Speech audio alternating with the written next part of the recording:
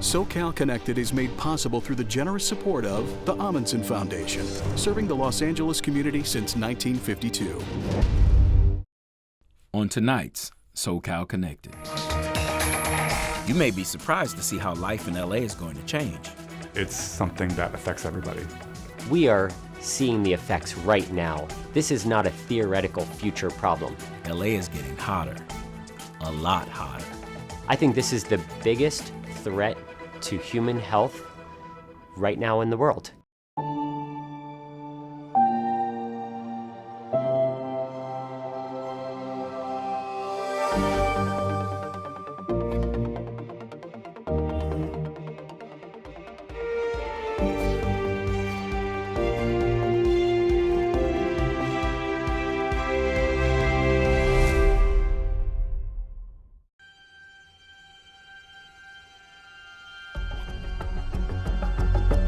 This heat wave is just baking Southern California with We probably are going to break some records in some of the warmer coastal... Get ready for another heat wave. It's threatening to bring record temperatures to the area. Triple-digit temperatures throughout much of the Southland. It's more than hot, it's dangerous. Based on the forecast, it now meets our criteria for a heat emergency.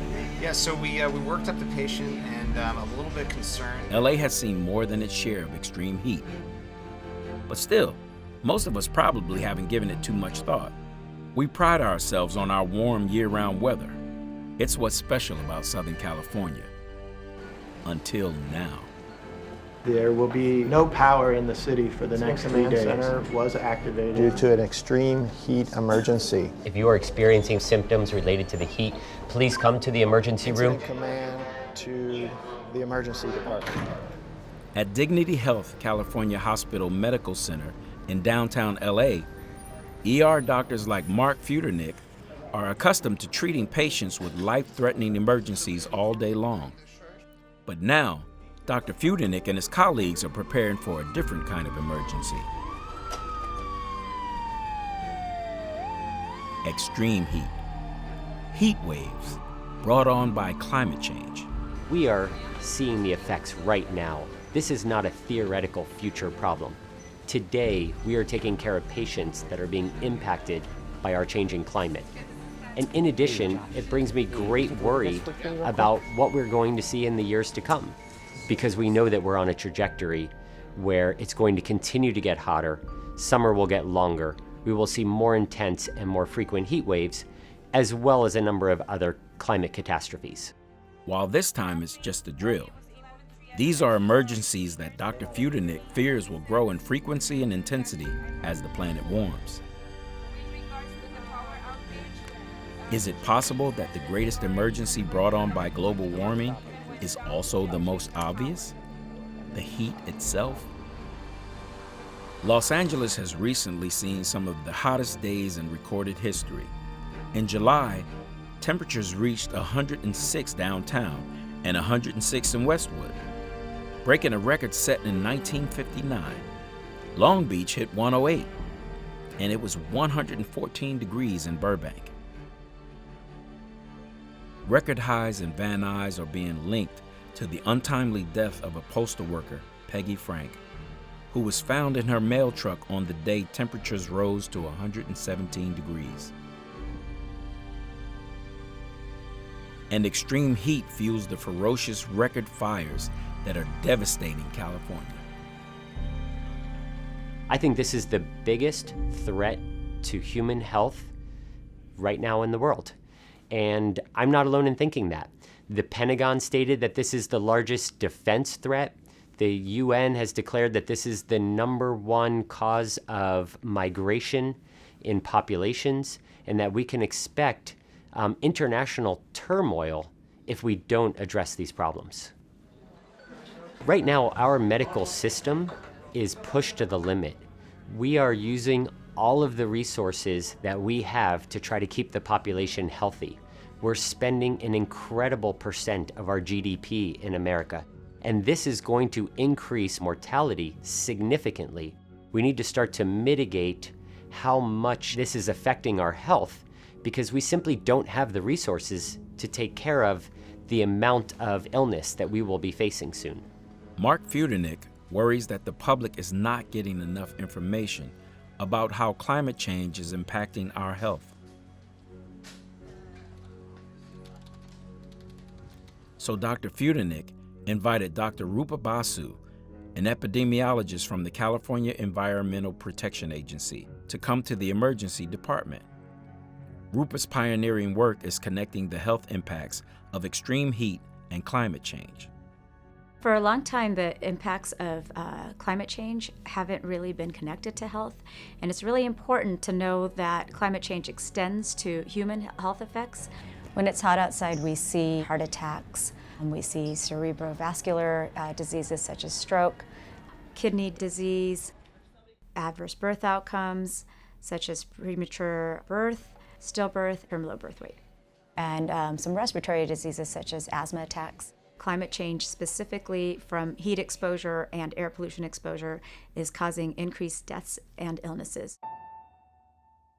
Rupa tells us that for every 10-degree rise in temperature, the rate of death increases by 2.3%. In California, with 40 million people, death by heat has become an epidemic. There was a 2006 heat wave study that we conducted. There was about 8 to 9% increase in mortality during that heat wave. That was about 600 deaths in a 2-week period. During that same time, it's important to note that we also had about 16,000 emergency room visits. I would say that people are dying of epidemic levels because of climate change. And Rupa reminds us that the health impacts of heat waves aren't only about extreme temperatures. For people who live along the coast, the difference between a 70 and 80-degree day can also mean increased death and illness, as the human body has difficulty regulating itself in these varying temperatures. These are also places that don't have air conditioning, because until now, they didn't need it. When we're looking at health impacts, you see sometimes in coastal areas, it's actually greater associations than what you see in non-coastal areas. And that's because people in non-coastal areas are often acclimated to the heat, or a little bit more acclimated. You can only acclimate so much. Dr. Futernick is discovering that the impact of extreme heat and heat waves is even deeper than he thought.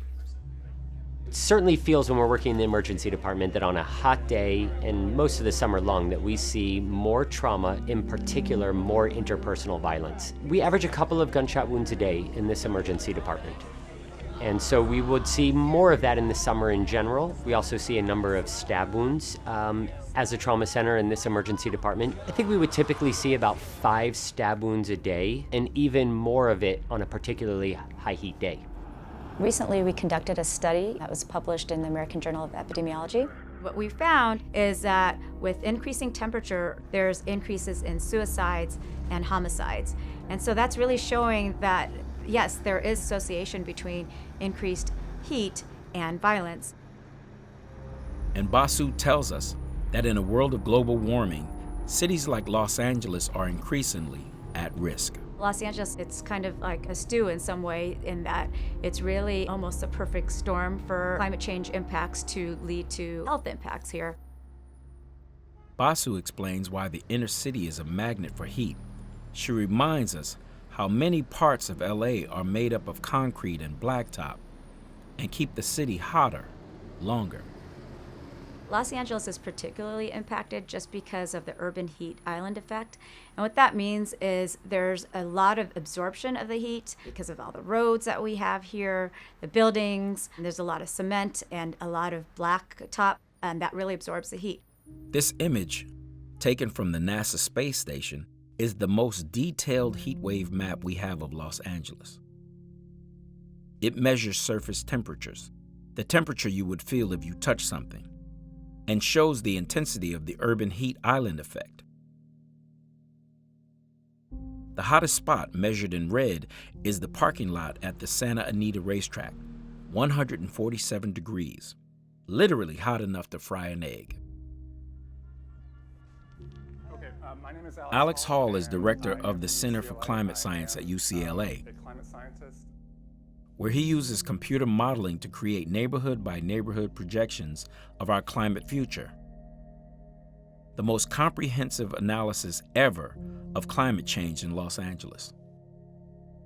We predicted changes in heat extremes, so roughly a doubling or a tripling of the number of extremely hot days, depending on where you are in the region, of course. If you look at a place like downtown Los Angeles, it has currently 10, 20 days like that every year. By the middle of the century, we might project that to double or triple. So we would be looking at a month or two of extremely hot weather in a place like that. If you go to the San Fernando Valley, currently there's something like maybe a month to 6 weeks of extremely hot weather. By mid-century, it would rise to maybe 2 to 3 months. So those are the types of changes and the magnitudes of changes that we project for the future. Hall's research tells us that the average temperature across Los Angeles County will rise 5 degrees by the middle of this century. And he goes further, warning that if we continue business as usual, burning fossil fuels at the current rate, those temperature averages will rise an additional 5 degrees by the year 2100, putting us in a whole new climate reality. In fact, we're already seeing increases in heat extremes in the region. So the changes that we predicted for the middle of the century are already playing out in the region. Parts of the Imperial and Coachella valleys may literally become too hot for laborers to work and crops to grow, taking a huge toll on California agriculture, a $50 billion industry. The economic impact could be devastating for farmers who are already experiencing the effect of record droughts and heat waves brought on by global warming. If we don't take action very soon, we're going to have to live with the consequences for quite a long time. And it's going to be our children and grandchildren who have to cope with the decisions that we are making now. Back in the emergency room, Doctors Futernick and Basu connect the ways that children are already on the front line of climate change and suffering the impact of the toxic brew of pollution and global warming. Well, this is why a main part of the reason why we're doing these studies is to really make that connection. The largest impacts are for African Americans, Hispanics, sometimes younger mothers when we're thinking about pregnancy outcomes, those with lower socioeconomic status, lower income, outdoor workers, people who are less able to adapt or have access to air conditioning, for example. So patients who live near the Long Beach port, or patients who live near high freeway interchanges, or we actually have a lot of oil drilling and oil refineries in this area, so poorer patients live in these areas that put them at higher risk, bringing up these issues of environmental justice.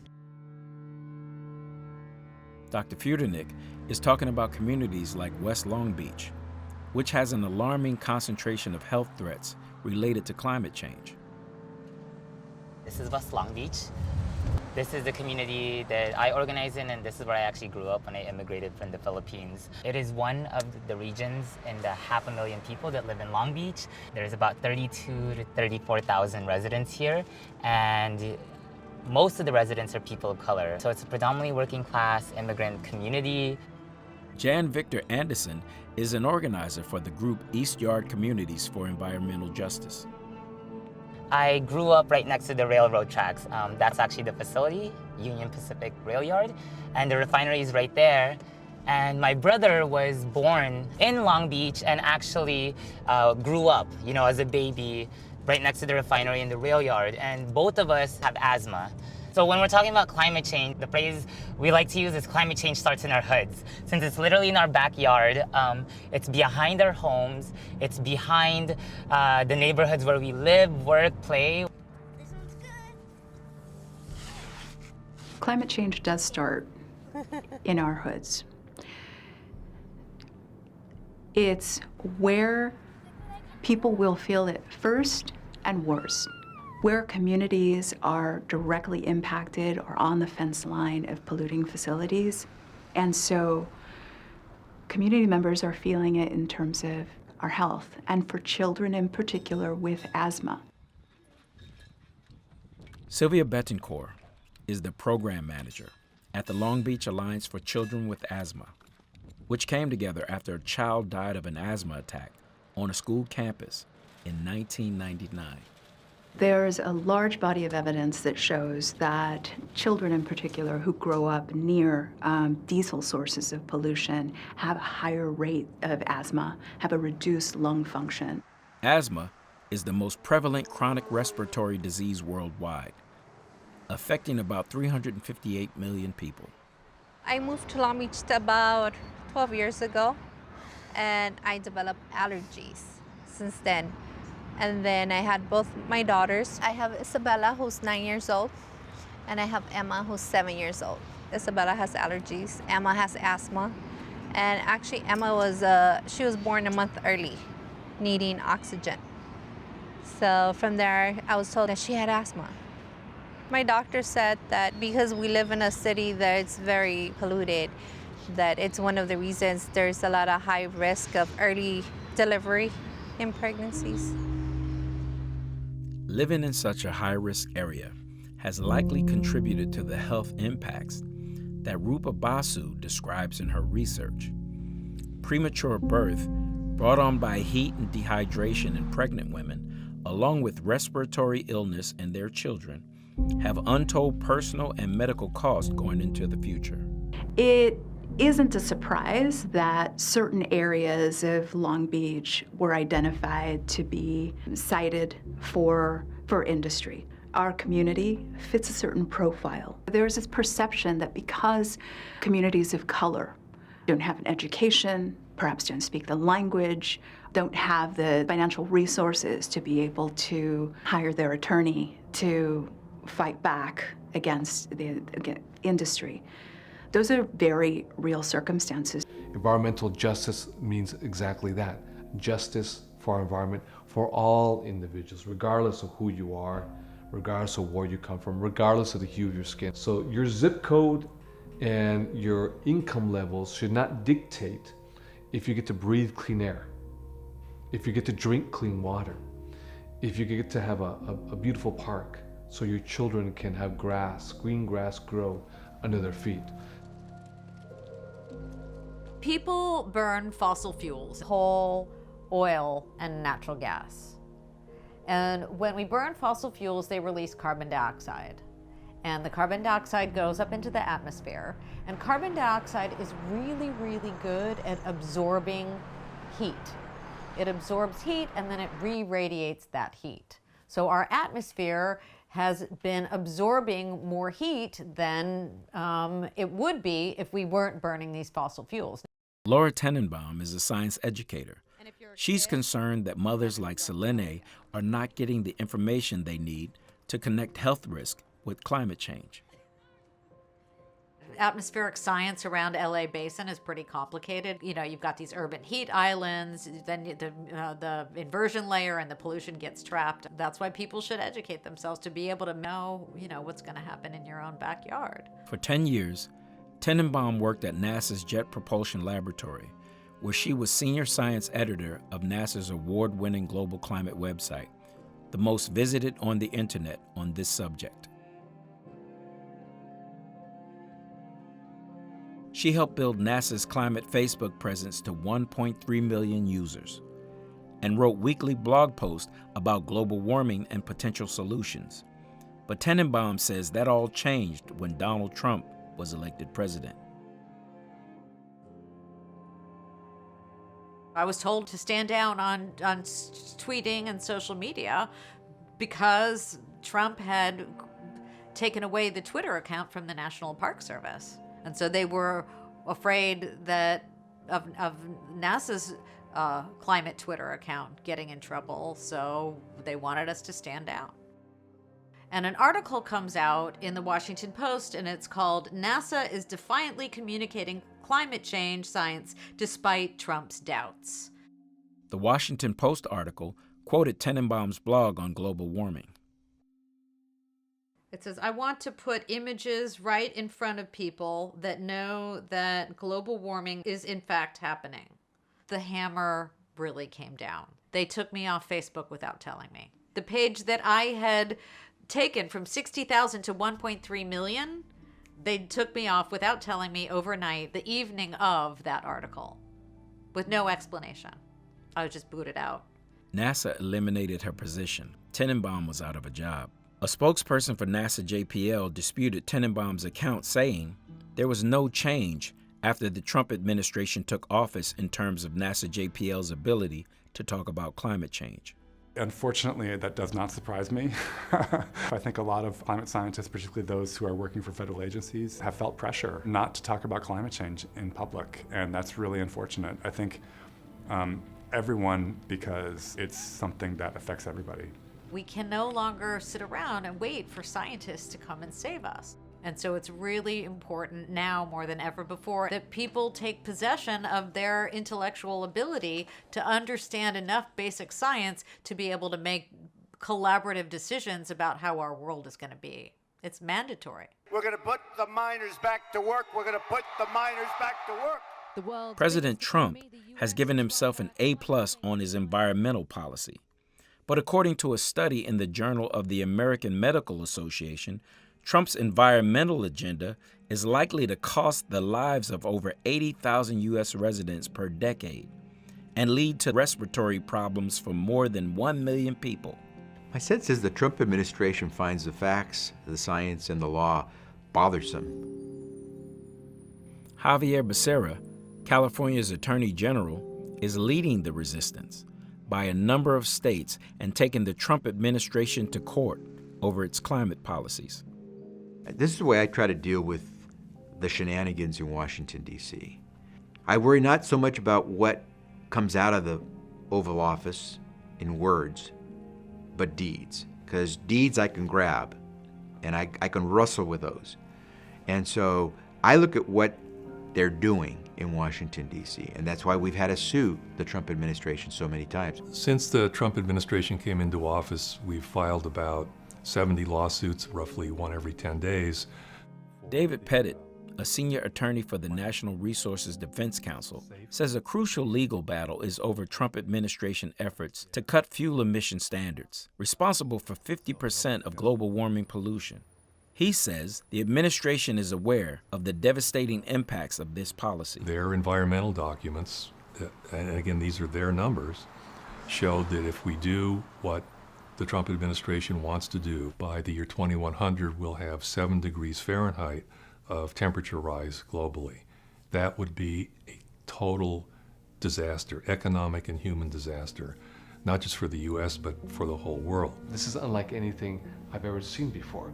Our livelihoods are in peril, humanity is in peril because of what this administration is doing. California State Senator Kevin De Leon has sponsored landmark environmental legislation that commits California to a clean energy grid by 2045. Senate Bill 100 is the most far-reaching climate change policy in the United States of America. It legally commits the 5th largest economy in the world to 100% clean energy by the year 2045. Everything in your place of business, in your home, that is powered by electricity has to be driven by 100% clean, renewable energy. I want to use this as a model for the rest of the country as well as the world. This is a very critical measure. For a long time, we were looking at the long-term effects, what might happen. I think now we have the facts to tell us that this is no longer theoretical. Climate change is currently impacting the health of our community. People are dying at an increased rate and suffering all kinds of other illness related to the changes that are a result of global warming. The price is incalculable because what it will cost to deal with the asthma of a child who's 5 when that individual becomes an adult, you tell me. Young children are very tuned to our environment and to what is happening right now. If you have asthma and you come into the park, you might want to bring a mask because there's so much trash and there's bad air coming in here. I was playing in the playground and my chest is starting to hurt. So that means I need my inhaler. It's one of the hardest things when she has an asthma attack, and when I see her crying, not being able to comfort her not being able to breathe. It's heartbreaking. My mom gives me my inhaler and she hugs me, and She like does to give the air, and then I breathe, and then I feel better.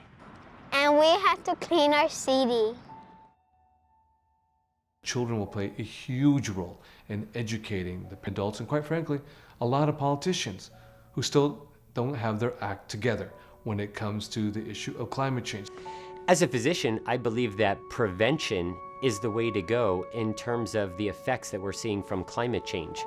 We need to understand what's causing climate change, and we need to start to reverse that in order to protect the health of our patients. This is not theoretical. Here is the data. Here is the science. This is real. This is happening. People can try to ignore it, but it's not going to go away. It's going to continue to get worse. And at some point, we're going to react. The sooner we react, the more we can mitigate the damage. Climate change has truly arrived. Unless we do something about it, the death toll from heat waves will continue to rise.